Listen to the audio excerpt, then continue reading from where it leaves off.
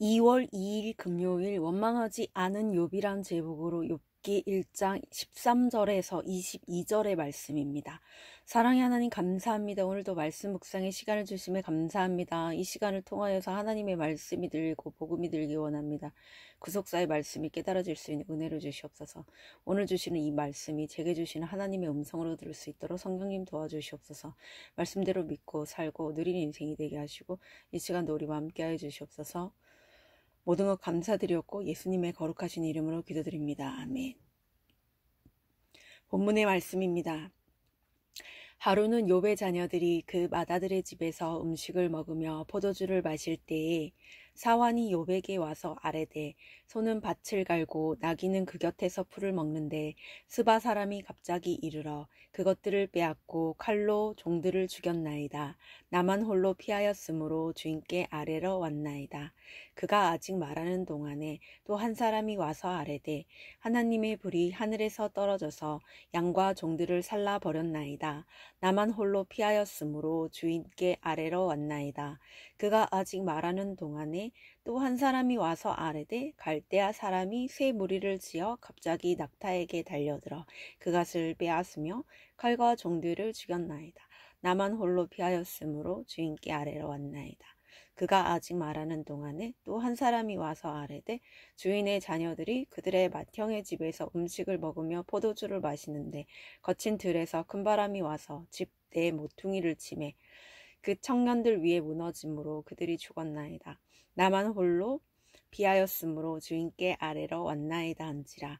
욥이 일어나 겉옷을 찢고 머리털을 밀고 땅에 엎드려 예배하며 이르되 내가 모태에서 알몸으로 나았사온즉 또한 알몸이 그리로 돌아가올지라. 주신 이도 여호와시요 거두신 이도 여호와시오니 여호와의 이름이 찬송을 받으실지니이다 하고 이 모든 일에 욥이 범죄하지 아니하고 하나님을 향하여 원망하지 아니하니라. 아멘. 도움말입니다. 사와는 조응을 말하고 잔심부름을 하는 사람입니다.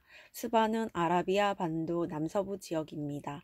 17절에 갈대아 사람은 메소포타미아 남동부 지역의 유목민으로 훗날 이들은 신바벨론 제국의 중심을 이루었습니다. 20절에 겉옷을 찢고는 극심한 슬픔을 나타내는 행위입니다. 20절에 머리털을 밀고는 겸비함을 표현하는 행위입니다. 본문 요약입니다. 하루는 욥의 자녀들이 맏형의 집에서 먹고 마시고 있을 때 스바 사람과 갈대아 사람의 기습과 자연재해가 연달아 닥칩니다. 그로 인해 욥은 재산과 종과 자녀를 모두 잃게 됩니다.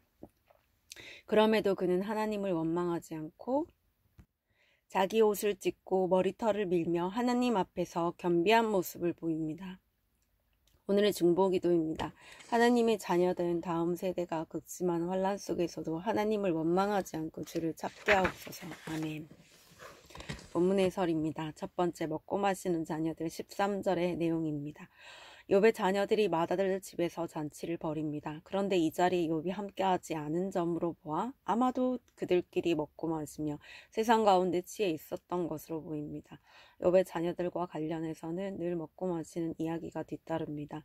이처럼 아무리 자녀를 잘 키우려 해도 물질적으로 부족함이 없고 갖춘 것이 많다 보면 자녀들은 그것들로 잔치를 벌이게 마련입니다. 그래서 넘치도록 풍족한 것보다 알맞은 가난이 더 유익합니다.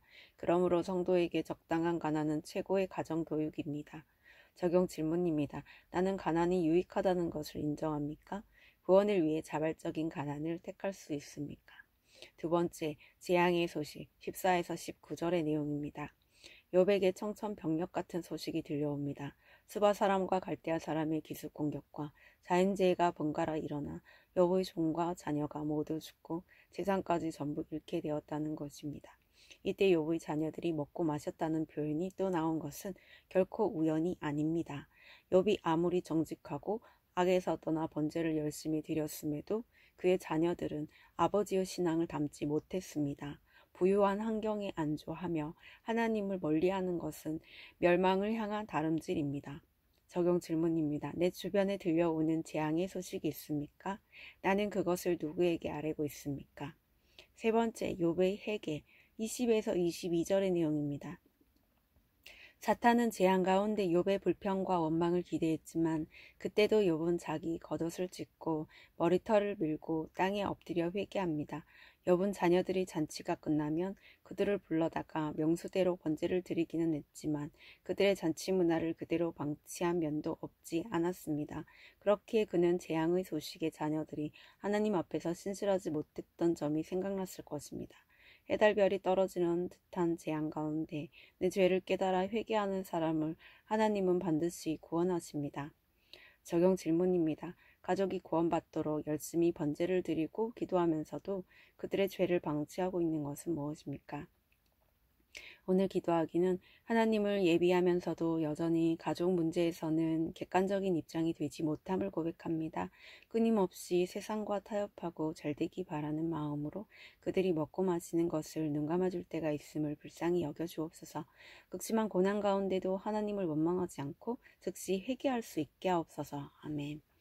묵상 간증입니다. 큰 바람과 같은 여행이란 제목으로 여일성님의 말씀 적용글입니다. 여행을 좋아하는 저는 코로나19로 몇 년간 여행을 가지 못했습니다. 그래서 코로나19 규제가 해제된 뒤 보상 심리로 가족과 함께 일본에 여행 갈 계획을 세우고 준비했습니다. 그런데 출발일을 며칠 앞두고 아들에게 감기 기운이 있었습니다. 또 여행 전날에는 딸까지 감기 증상을 보여 저는 여행을 취소해야 하나 고민했습니다. 하지만 그토록 바라던 여행이고 취소하면 위약금도 적지 않게 내야 해서 결국 여행을 강행했습니다.